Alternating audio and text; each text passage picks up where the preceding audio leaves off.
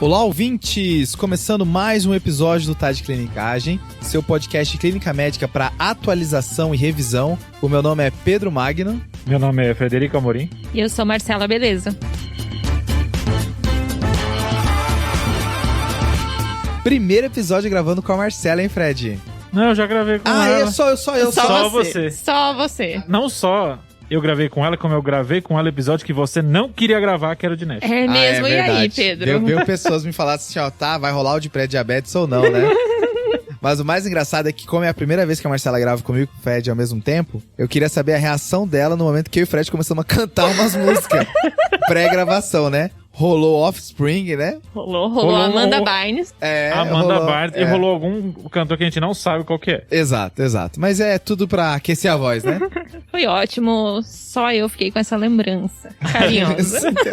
Então é o clube secreto do TDC, né? Quem fazer parte vai ver eu e o Fred cantando. E pessoal, só pra lembrar que a gente tem uma novidade no YouTube dessa vez. A gente deu aula para um curso de Portugal. Era um curso sobre clínica médica e tem algumas síndromes que a gente comentou em mais ou menos meia hora cada aula que vão ser lançadas no YouTube. Tem poliartrite, pneumonia, DPOC, síndrome constitucional, tem bastante coisa lá pra dar uma checada. Então toda segunda-feira vai ter uma nova lá. Boa, Fred.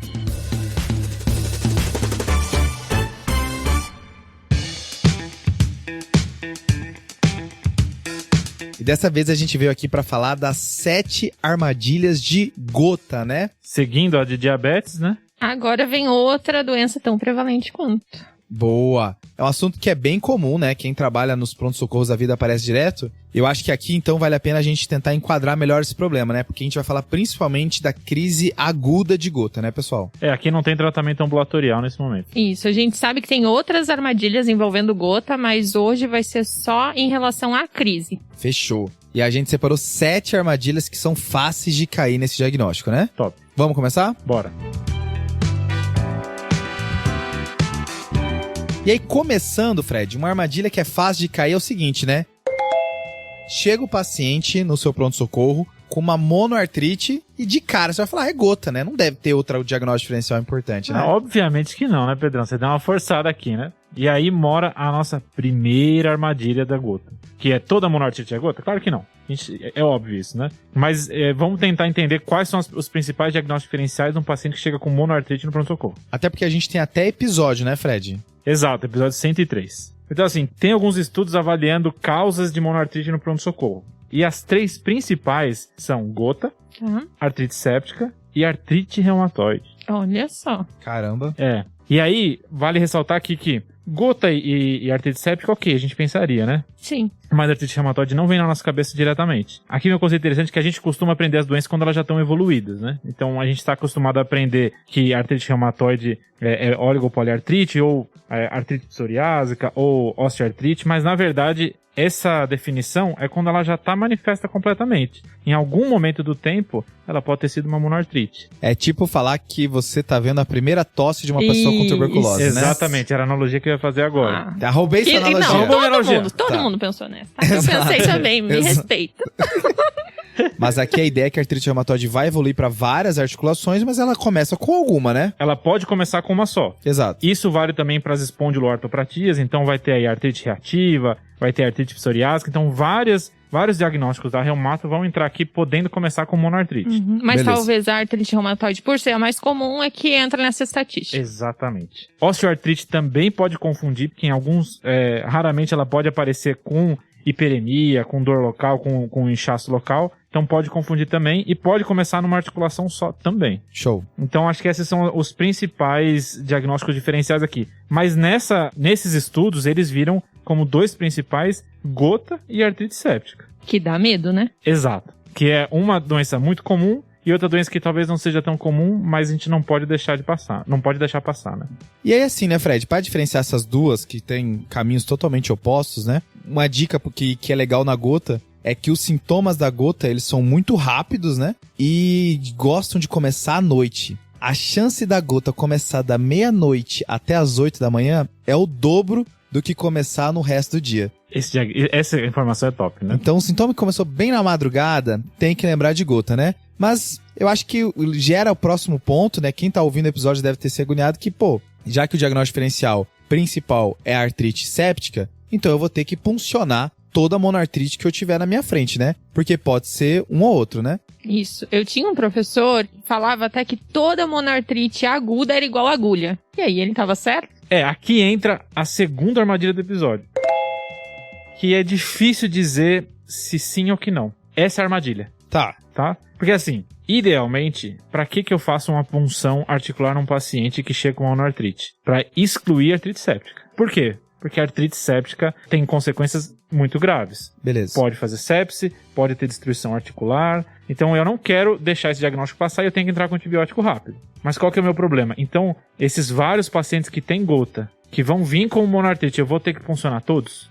Eu acho que tem ouvinte dos dois lados agora, né, Fred? Tem ouvinte que tem a certeza, como o professor da Marcela disse, que tem que funcionar todos. E tem ouvinte que tá olhando para as vezes que ele tava atendendo pronto-socorro e liberou vários sem funcionar, né? Então, pensando nisso, teve um score que foi criado, mais um score da clínica médica. Amo. Dessa vez, que nem a Marcela comentou antes do episódio, não tem um nome bom, né? Olha só. Mais uma coisa que a gente tá gravando que não tem nome bom. Exatamente.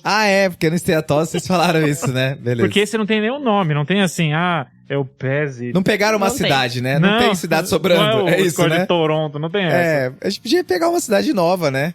Por exemplo, eu nasci em Cáceres, bota assim, score de Cáceres. Pronto, agora a gente vai Ótimo. chamar de score de casa. Não, agora sem zoeira. Então, como é que o pessoal chama esse score em alguns estudos? Chama de score de gota. Beleza. Então, é o que a gente vai beleza. chamar daqui pra frente. É bom porque não tem vários, né? Então, qual que é a ideia desse score? Eles pegaram num estudo e tentaram avaliar qual que era a capacidade dos médicos de identificar a gota no PS numa monoartrite. Show. E eles viram que não era boa. Os dados do estudo mostraram que a sensibilidade do médico na porta era de 97%, Ok. mas a especificidade de 28%. Credo. Beleza. Aquelas medidas que a gente gosta, a razão de verossimilhança positiva de 1.3 e negativa de 0.1, ou seja, não tão boas, né? Sim. O que fizeram então? Puncionaram todos esses pacientes, identificaram quem tinha gota e tentaram ver quais eram as características desses pacientes e aí criaram um score para tentar predizer gota num paciente cheio com monoartrite. Tentando otimizar a impressão médica, né? É isso. Exatamente. E talvez evitar aí uma punção, quem sabe? Pronto. Que é um problema de todo local, né? Porque você pode não saber fazer,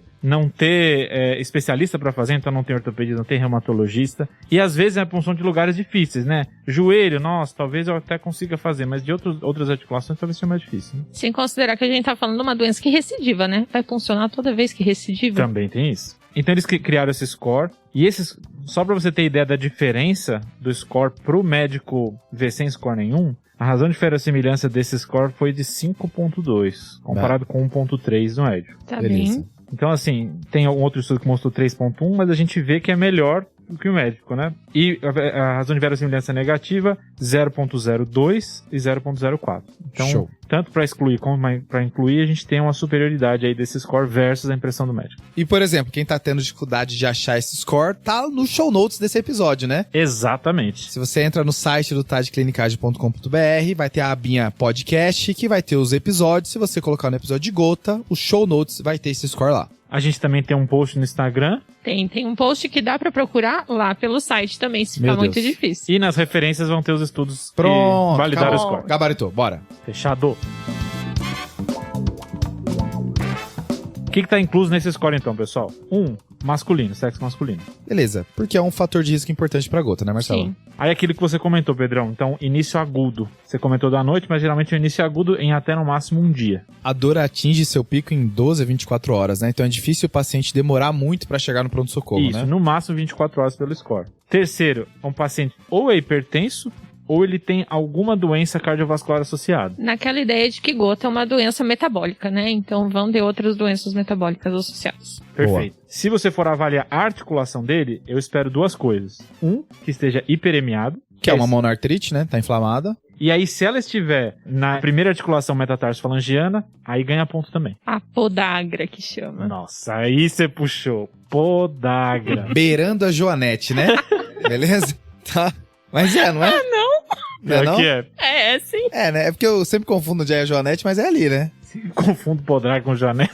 E aí, por último, o que eu espero do exame laboratorial dele? Um ácido úrico maior do que 5,88 mg por decilitro. Beleza, Fred. E o que a gente faz com esse score? Assim, Pedrão, cada uma dessas alterações tem pontuação diferente, uma pontua 1, pontua 2,5, aí a pessoa dá uma olhada depois na tabelinha pra ver. Famoso score não decorável, né? Exatamente. Tem que olhar. Mas aqui a gente tem 3 cortes. Então, o primeiro corte é para alto risco, maior ou igual a 8 pontos. Tá, beleza. Se tiver maior ou igual a 8 pontos, entra naquela razão de verossimilhança que a gente tinha falado, 5.2. Ou Ok. seja, Tá bem. chance muito alta de ter gota. Se você já tava achando, somando com a sua impressão mais esse score, deve ser gota, né? Pronto. Agora, a parte de baixo é menor ou igual a 4 pontos. Tá, Então, esse paciente provavelmente não tem gota. beleza. E aí, como sempre, tem a meiuca, 4,5 a 7,5, que é não sabemos. Ok. Tá certo. Então, como é que eu vou juntar isso com a necessidade ou não de puncionar? Se o paciente tem um quadro escrachado de gota,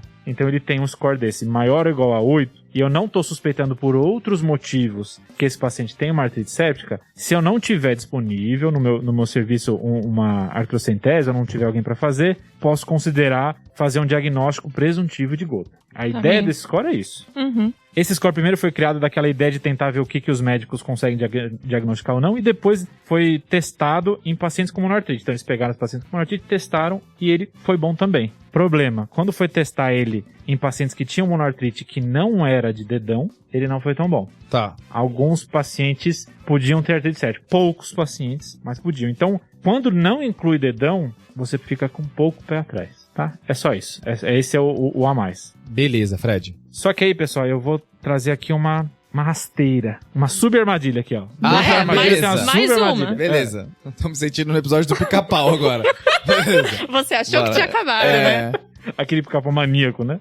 Então, pode acontecer os dois. Nada impede que uma pessoa tenha gota e tenha uma artrite séptica. E aí, pesquisando sobre o quadro em conjunto, existe essa situação onde o paciente tem as duas coisas e os relatos de casos geralmente são de pacientes que têm gota há muito tempo e geralmente está associado a trauma. Então, um paciente que já tem tofo, é um paciente que já tem uma doença avançada, faz um trauma local, esse paciente pode ter artrite séptica e gota ao mesmo tempo. Então, só lembrar que essa dupla pode existir, mas não é comum. Essa armadilha é difícil, né? Essa subarmadilha é difícil, porque quanto mais gotas o paciente tem, mais você acha que a próxima crise vai ser uma nova gota, né? Exatamente. Exato. Então é legal. Se tiver algum trauma local, se tiver tofo, toma cuidado que pode ter vindo um quadro séptico junto, né? Exato. Então, se você for ler as recomendações, a maioria realmente fala para você puncionar na maior parte das vezes. Beleza. Mas nos pacientes que tá escrachado que é gota e você não tem essa facilidade local, etc., você pode considerar não puncionar.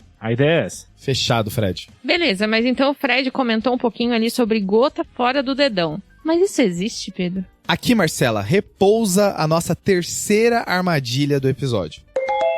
Porque é o seguinte, a associação gota e podagra é muito forte, né? Você só pensa Certo. que ali é o acometimento. Mas quando você começa a ver os estudos de tratamento, que a gente vai mencionar um pouquinho ali na frente, e você vai para aquela tabela 1, né? Que é quando ele mostra o grupo que está sendo estudado. Ali, a gente pega os últimos estudos de gota, mostra que de 60% a 70% da população é que tem acometimento só do primeiro dedão, né? Do primeiro metatarso. Exclusivo.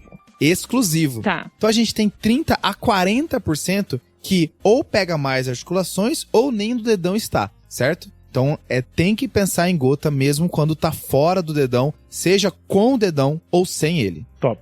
E aí, a gota ela pode pegar várias articulações no corpo. Isso é uma coisa até meio bizarra, assim, porque você consegue pegar tanto articulações do pé, mas você consegue ir para mãos, você consegue ir para joelho. E existe, extenso na literatura, o acometimento axial da gota. Isso é uma Tá. loucura Não. total. Um paciente com gota chega com dor lombar e você fala assim, ó, isso não é uma dor lombar diferente, isso é gota, né? E o problema dessa manifestação é que um dos diagnósticos diferenciais é osteoartrite, né? Sim. Sim. Geralmente a gota acomete pessoas um pouco mais velhas, existe essa predisposição. E aí você pensa, uma dor lombar, nova, importante, ok, acho que vida que segue, isso aqui eu vou tratar com sintomáticos e tá tudo bem. E o que complica ainda mais é que pessoas que têm osteoartrite têm mais gota também. Nossa. Então existe essa associação e é difícil fazer esse diagnóstico diferencial. E que fica ainda mais complexo quando um sintoma que não é tão comum na gota, mas pode aparecer, vem junto, que é sintomas constitucionais. Febre, prostração. Quando eu tenho dor lombar, febre e prostração,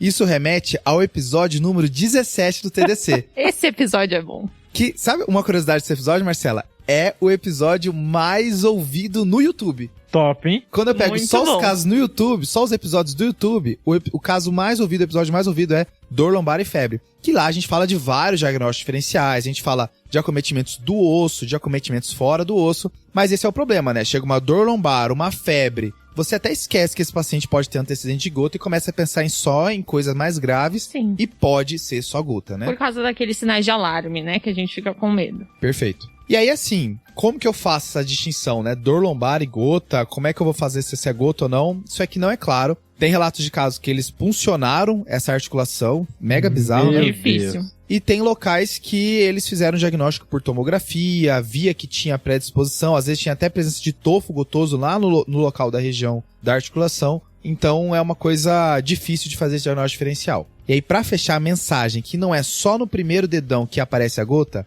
eu vi um relato de caso de gota na articulação temporomandibular. Ah, não. Tá? Ai, não. O paciente sentia dor ao mastigar e era gota, beleza? Então, assim, é difícil. Tem que abrir o seu leque, principalmente no paciente que tem antecedente. E aqui é legal mencionar isso, porque essas manifestações mais diferentes, fora do primeiro dedo, geralmente estão relacionados a pacientes mais avançados. Por exemplo, uma revisão que eu vi de gota axial, 82% dos pacientes tinham tofo gotoso. Então é um acometimento mais avançado da doença, onde o paciente ele tem mais manifestações, já teve várias crises de gota no passado, não é uma manifestação inicial. Então a dica é tentar pegar desse antecedente gota e falar, poxa, será que essa articulação diferente não pode ser gota também? Top, hein?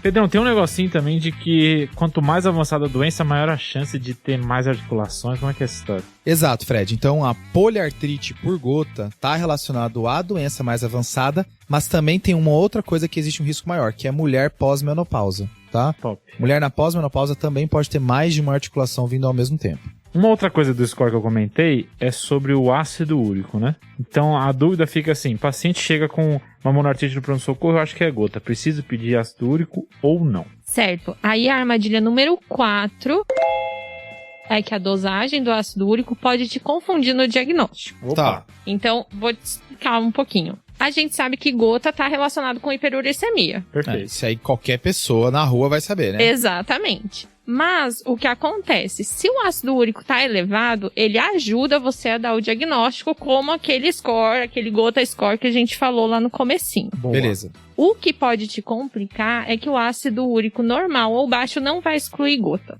Legal. Isso é baseado em alguns estudos, tanto prospectivos quanto retrospectivos, que viram uma prevalência diferente de pacientes que tinham dosagem de ácido úrico normal nos períodos de crise de gota. Aqui a gente está falando então de valor preditivo negativo, né? Isso, exato.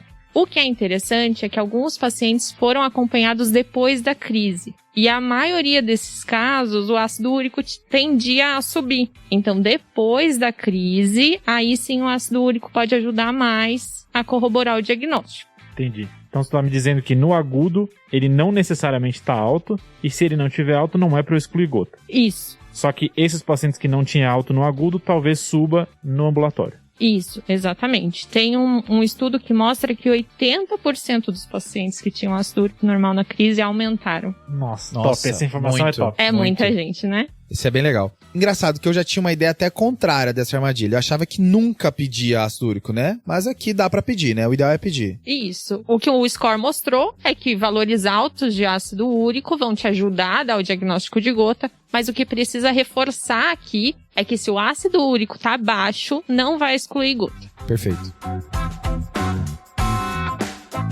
Tá, Pedrão, diagnosticamos gota. O paciente está na crise aguda, eu quero tratar. Já ouvi falar aí de colchicina, anti-inflamatório, corticoide, mas a ideia é assim, o que eu prefiro? Qual dos três? Aqui, Fred, tá a nossa armadilha de número 5, né? Que não tem uma preferência. Essa é a armadilha. Tá? Os guidelines, eles falam que você pode escolher qualquer um, né? Tanto anti-inflamatório, quanto corticoide, quanto colchicina. Fechado. Os trabalhos que tentam comparar um versus o outro, em termos de eficácia na dor, eles são todos muito parecidos, tá? Tá. Então, esses trabalhos, eles vão buscar desfecho de resolução da dor e são todos muito similares, a gente não tem tanta diferença entre si. A grande diferença entre eles vai estar nos efeitos adversos, tá? Então vai ser muito baseado em quem é o paciente. Se é um paciente mais diabético, talvez o corticoide não seja uma boa opção. Se é um paciente com uma doença renal crônica ou uma predisposição para sangramento, aí um anti-inflamatório não é uma boa opção. Perfeito. Tá?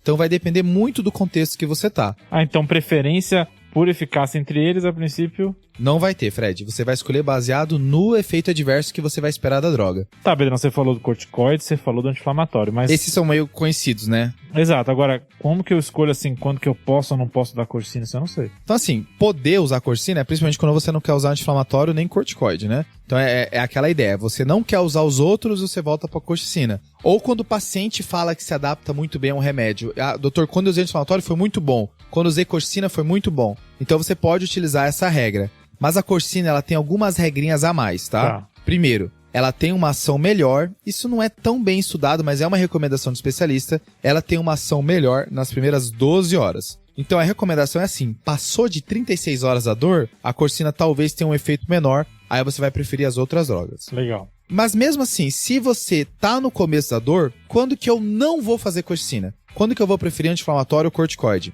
Aqui são 3 cuidados que você vai ter. Primeiro, quem tem insuficiência hepática pode fazer toxicidade por corsicina. Tá, cirróticos ou lá, tá bom. Beleza. Quem tem tanto taxa de filtração glomerular reduzida, menor que 30, ou tá usando estatina, pode ter mais miotoxicidade, tá? Nossa, miotoxicidade. E a terceira coisa que você precisa se preocupar com a corsicina, e aí aqui é um problema grande, é com interação medicamentosa, tá? Ela tá no meio daquele citocromaiada tudo. Putz. Então, assim, tem vários medicamentos que fazem interação. Eu queria citar alguns, tá? Claritromicina tem interação. Tá. Ciprofloxacina tem interação, tá? Com corsicina. E nos pacientes transplantados, acho que vale a pena mencionar que a ciclosporina também tem bastante associação com corsicina. Então é o clássico momento em que eu paro, vou aqueles aplicativos de checar a medicação e ver se tem interação. Não, gente, guarda 4 Cs, pelo amor de Deus. Colchicina, claritro, cipro e ciclosporina. Não, foi agora isso. Foi muito... Tá, Marcelo. Foi espontaníssimo. Assim, foi muito boa. Mas tem muito mais remédio que só esse, tá? Tem verapamil. Guarda os 10 Cs. Guarda 4 Cs e tá Tem verapamil. Ela fala assim, cálcio, né? É isso. Mas a ideia mesmo é buscar interação medicamentosa. O UpToDate, ele deixa por escrito isso. Busque interação medicamentosa na hora de prescrever colchicina. Se o paciente está usando vários remédios, vale a pena. Sabe uma coisa que eu vi também que interage? Suco de toranja. Já viu? O cara mandou uma toranja, grapefruit, né? Toranja. Nem tem no Brasil, meninas. Claro que tem.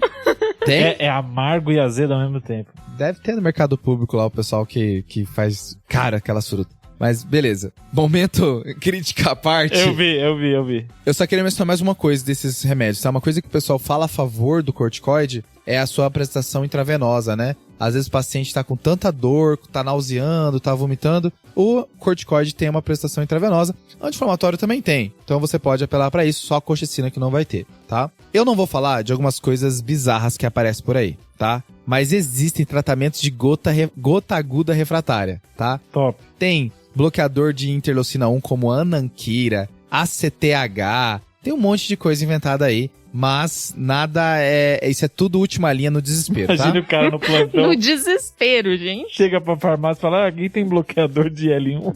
Tá, beleza.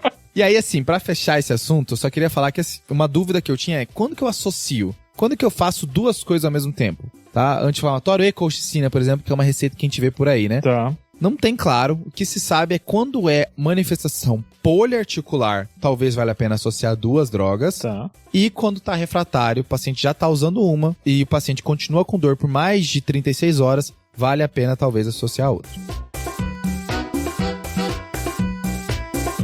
Tá, Pedro, e em relação à colchicina, já ouvi dizer que a gente usa até da diarreia. É assim? Como é que faz? Isso, mas não é assim, tá? Acho que é só pra marcar bem, não é assim. Essa é a 6ª armadilha do nosso episódio.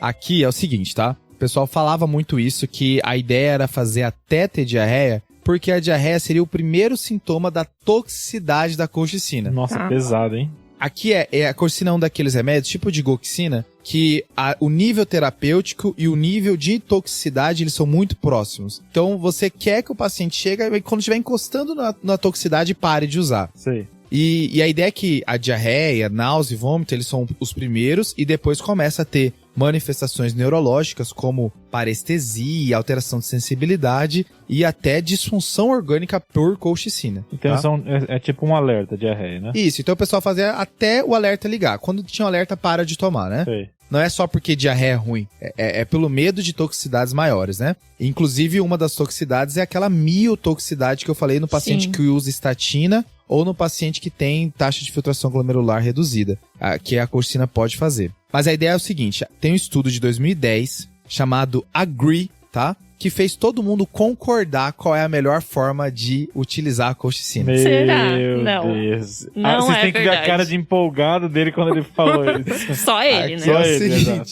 o silêncio depois, né? Aqui é o seguinte, eles compararam você utilizar a colchicina doses bem maiores, que vão acima de 2mg, fazendo de 6 em 6 horas até o paciente ter sintoma gastrointestinal, ou você fazer o esquema que hoje é o preconizado, que é, faz 1,2mg agora e 0,6mg em 1 hora. Tá. Certo? Tá? Que aí você, em 60 minutos, você vai ter o total de 1,8mg. Qual que é o problema? Essa apresentação de 0,6, ela não é a mais disponível, né? Então dá pra você transpor para a apresentação mais comum que a gente tem aqui, que é a de 0,5. Então você faz 1mg agora e 0,5mg daqui a 1 hora. Fechou. Beleza? Totalizando no primeiro dia de tratamento o máximo de 1,8 ou 1,5mg. Aí no outro dia, você começa a fazer 0,5mg de 12 em 12 horas ou 0,6mg de 12 em 12 horas. Essa foi a apresentação que no estudo mostrou um bom desempenho em termos de controle da dor, com menor número de efeitos adversos e, consequentemente, toxicidade. Só ressaltando que ainda não é que a toxicidade zerou, tá, pessoal? Eu ainda tive pacientes tendo diarreia mesmo nessa apresentação mais reduzida, tá? Cerca de 25% ainda teve manifestação de diarreia. É muito, É né? bastante. É Um muito. quarto, né? Então tem que ligar o alerta quando o paciente começar a ter diarreia. É o primeiro sinal de toxicidade, ou náusea ou vômito. É o primeiro sinal de toxicidade. Aqui eu tenho que pensar em reduzir essa dose. Tá bem.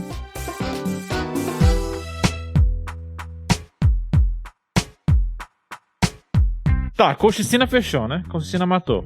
E o famoso alopurinol, que a ideia que eu tinha é não pode iniciar alopurinol na crise de gota aguda. Isso. Essa era a ideia que vários lugares tinham, mas essa é a 7ª armadilha. Muitas sociedades já estão recomendando que o alopurinol pode ser iniciado na crise. O que acontece? O medo era que o alopurinol podia prolongar o tempo de crise ou intensificar os sintomas, mas isso não acontece. Isso baseado em 2 estudos, são pequenos, mas são estudos clínicos randomizados de 2015 e de 2012, que demonstraram que não teve diferença em duração ou intensidade de crise entre os pacientes que usaram ou não alopurinol nas crises. Lembrando que eles já estavam com um tratamento anti-inflamatório, que é a profilaxia que a gente usa até quando começa o alopurinol fora da crise. Isso já é preconizado. Tá. Então, provavelmente por isso que a crise não se prolongou. O EULAR de 2016 ainda fala para não começar o alopurinol na crise, mas começar o quanto antes nos pacientes que têm indicação, ou seja, 2 semaninhas ali depois da crise. Mas tanto o ACR, que é o Colégio Americano de Reumatologia, quanto o Colégio Australiano falam para começar alopurinol na crise. E esses são mais recentes, as Esses são mais recentes. Legal.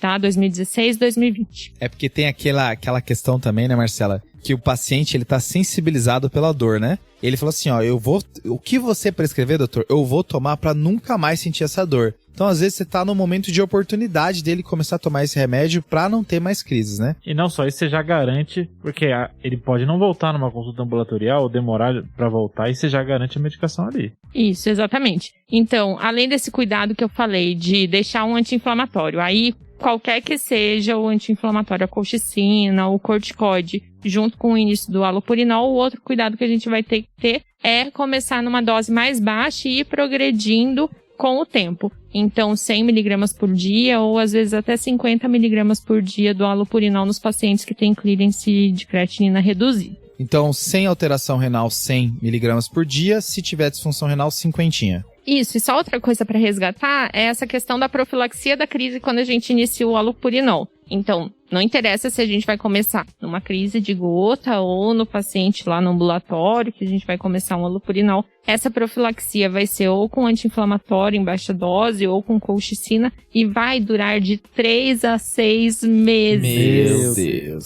É muita coisa, né? 3 a 6 meses de AINE? Aí você... Talvez colchicina. Tem alguns lugares que recomendam corticoide também. E daí você vai baixando gradativamente a dose do corticoide. Surpreende, né, esse tempo, né? Pra quem não tá acostumado. É bastante, A ideia é que esse paciente ele tem risco de fazer novas crises no começo, principalmente agora que você tá reduzindo o ácido úrico dele. E aí eu vou tentar fazer uma profilaxia mais estendida, né? Exatamente. Beleza. Então, Marcelo, uma dúvida que eu tinha assim, se o paciente já usava alopurinol, ele podia continuar. Se ele pode até começar a continuar, ele pode, né? Exatamente. Continua o alopurinol e segue o jogo. Beleza.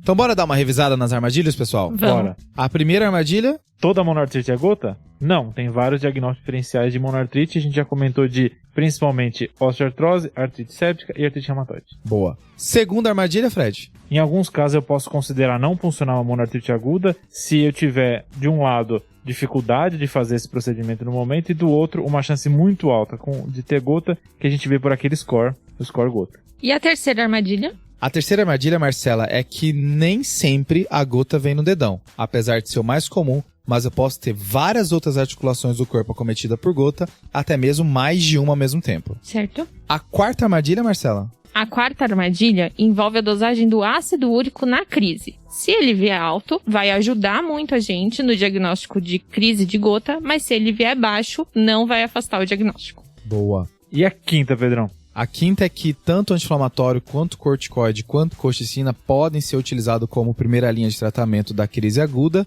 O que vai definir um ou outro são os efeitos adversos de cada um. E a sexta armadilha envolvia a colchicina. Que doses menores são tão eficazes quanto e causam menos efeito adverso, totalizando 1,8 mg no dia ou 1,5. Por último, sétima armadilha, Marcelo? A sétima é que a gente pode começar o alopurinol mesmo numa crise de gota, tomando o cuidado de manter uma profilaxia de crise que vai se estender aí por 3 a 6 meses. Fechou, pessoal. Então encerramos o episódio e cabe agora um episódio de ácido úrico, né? E agora no atendimento primário, uma outra visão, né? Quando tratar hiperuricemia. Eu tô muito surpresa que quem não queria o episódio de esteatose tá querendo de ácido úrico. Nossa, muito mais interessante, não tem nem comparação, pelo amor de Deus.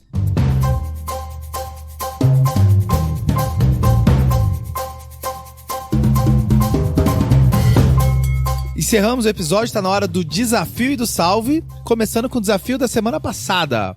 Então, pessoal, aqui o Zé Marcos de volta para falar a resposta ao desafio, né? Só para relembrar, aquela paciente jovem que tinha um AVCH e foi descoberta uma trombose, ela tem uma macrocitose, um VCM de 120, né? Então, pessoal, no rastreio das trombofilias secundárias, essa paciente, a gente encontrou uma homocisteína elevada e homocisteína elevada, macrocitose, que foi que ela tinha? Deficiência de B12. Então, no fim, era uma VCH que tudo a culpa era da B12.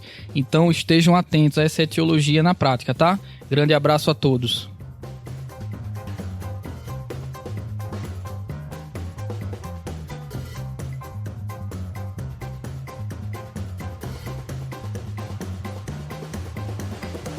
Boa, e pra semana que vem, Pedrão, o que a gente tem de bom? Bora um casinho diferente, tá? Paciente de 60 anos de idade com hemocromatose de diagnóstico prévio, ele vem se queixando de cefaleia, febre, e no exame físico, ele, além de rigidez de nuca, ele tinha uma artrite de joelho direito, tá? Fez o líquor, que veio normal. Ih, aí pegou. Duvido. E aí eles decidiram furar outro local, eles foram para o joelho, tá? E lá, na análise do líquido sinovial, eles viram que tinham cristais com birrefringência positiva. Qual é o nome do diagnóstico da cefaleia? Forçou a barra? Cefaleia forçou muito a barra. Não, se fosse só do joelho, mas cefaleia não rolou. Beleza. Tá. Mas dá pra acertar. Então, 2 diagnósticos. Fechou. Tá um tá linkado com o outro. Vai ser fácil. Tá. Agora a gente vai pros salves, né? Pedrão, você tem algum? Eu tenho, cara, um salve que eu tô devendo desde 21 de novembro de 2021, tá? 1000 desculpas. Mas é o seguinte, ó. A Gabriela Marques, amiga minha, pediu pra eu mandar um salve para o João Paulo, que foi residente de Padre Bento, tá bem? Falou que o TDC foi muito útil pra ele, gosta bastante, e que o episódio favorito dele é de pancitopenia. É um baita episódio pra ter como favorito. Boa, João. Abraço. Abraço. E você, Marcela? Eu vou mandar o famoso salve em grupo Tá, momento Faustão.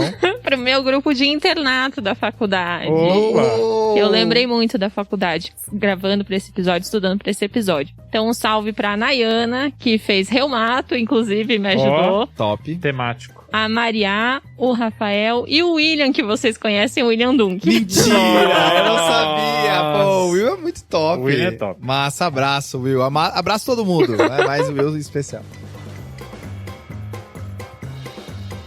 E você, Fredão? Cara, o meu salve vai pro Luan Salvador. Ele é médico pela UFMG e ele falou pra gente que quer ser top, mas agora que ouviu a gente, ele também quer fazer clínica média. Meu Então combina Deus. totalmente com o episódio, Cara, né? eu me For top e desconcentrei, clínica eu achei que ele queria ser uma pessoa top. Não, tá, ele quer não. ortopedia. Ele quer ortopedia. Tá, beleza. E aí ele comentou na mensagem das minhas brisadas. Dessa vez não teve muita brisada, mas teve a subarmadilha que já vale, né? Achei top, achei top. Vale. Então perfeito, Luan. Um abração, salve. Um salve.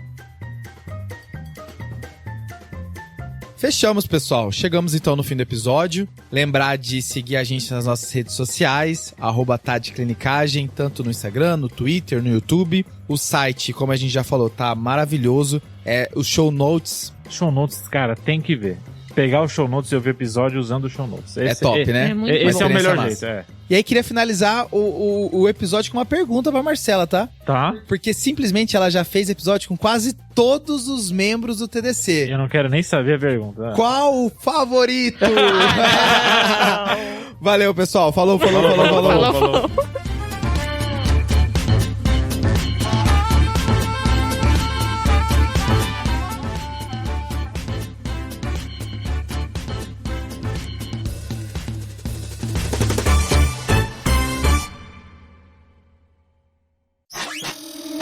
Essa é uma produção do Bicho de Goiaba.